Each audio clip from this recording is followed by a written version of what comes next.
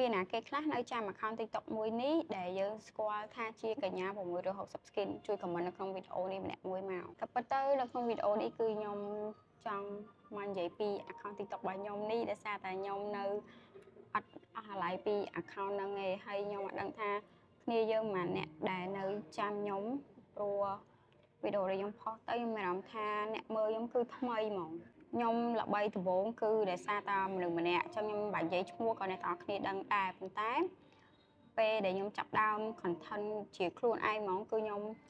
និយាយពីរឿងស្នេហាវីដេអូមួយណាក៏ខ្ញុំបាន like view ច្រើនដែរ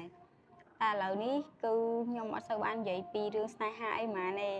ដោយសារតែអត់មានអ្នកបោកអញ្ចឹងក្នុងវីដេអូនេះគឺខ្ញុំចង់សួរគ្នាយើងថាមានបញ្ហាអីដែលគេបោកចង់ឲ្យខ្ញុំនិយាយនៅក្នុងវីដេអូជួយ comment នៅក្នុងវីដេអូនេះម្នាក់មួយមកដើម្បីឲ្យខ្ញុំបានបង្កើត content ថ្មីពាក់ព័ន្ធនឹងរឿងស្នេហាឲ្យអ្នកទាំងអស់គ្នាបានស្ដាប់បាន share ចែករំលែកអារម្មណ៍របស់យើងដែលយើងទុកក្នុងចិត្តយើងបាន share ទៅវាធូរចិត្តយើងខ្លះក្នុងវីដេអូដំបូងដែលខ្ញុំចាប់ដើមធ្វើ content រឿងស្នេហាហ្នឹងក៏មិនមែនខ្ញុំដឹងគ្រប់រឿងដែរគឺខ្ញុំកើតចេញពីគេបោកដូចគ្នាដល់ពេលហើយខ្ញុំក៏នឹកឃើញនិយាយមិនមែនគេបោកខ្ញុំខ្លាំងទេគេក៏ទុកខ្ញុំចោលគេអត់សូវលួងខ្ញុំអីចឹងណាតែខ្ញុំក៏កើតកំណត់ចង់ចែករំលែកអារម្មណ៍របស់ខ្ញុំ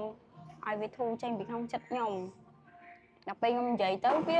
មានអ្នកត្រូវចិត្តច្រើនតែឲ្យគាត់ត្រូវរឿងគាត់ comment ច្រើនហើយខ្ញុំក៏នឹកឃើញ content ថ្មីរហូតដោយសារតែ comment ពួកគាត់ដែរអញ្ចឹងខ្ញុំក៏បាត់ TikTok ហើយខ្ញុំក៏ដឹងទៅរក comment មកពីណាដើម្បីធ្វើ content តដែរអញ្ចឹងអ្នកទាំងអស់គ្នា support រឿងខ្ញុំនិយាយរឿងស្នេហាអាច comment ពីបទពិសោធន៍អ្នកទាំងអស់គ្នាដែលចង់ឲ្យខ្ញុំនិយាយនៅក្នុងវីដេអូនេះមកចឹងវីដេអូរបស់ខ្ញុំគឺមានតែប៉ុណ្្នឹងទេសង្ឃឹមថាអ្នកទាំងអស់គ្នានឹងបានស្ដាប់ content ថ្មីពាក់ព័ន្ធនឹងរឿងស្នេហាពីខ្ញុំដោយសារតែខ្ញុំលេងហ្គេមអត់ខ្លាំងអញ្ចឹង content ដែលខ្ញុំអាចធ្វើបាននិយាយបានគឺ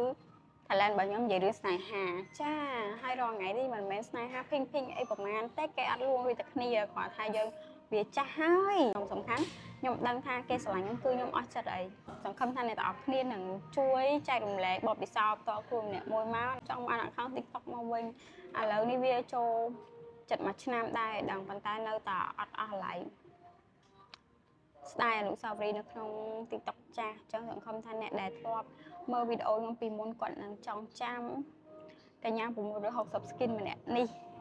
ហើយបើស្រឡាញ់ចូលចិត្តខ្ញុំមកកុំភ្លេចជួយ support មេខ្ញុំផងបើអ្នកទាំងអស់គ្នាចង់ដាក់ពេចអីគឺអាចទៅដាក់នៅ page Cry Baby Store បានឥឡូវនេះកំពុងតែមានការ free ticket លើកទី2របស់ Event Aspiran អញ្ចឹងនៅសល់តែប្រហែលថ្ងៃទៀតទេអ្នកទាំងអស់គ្នាអាចចូលទៅដាក់នៅក្នុង page ក៏បានក្នុង website ក៏បានអញ្ចឹងវីដេអូរបស់ខ្ញុំគឺមានតែប៉ុណ្្នឹងឯងអរគុណ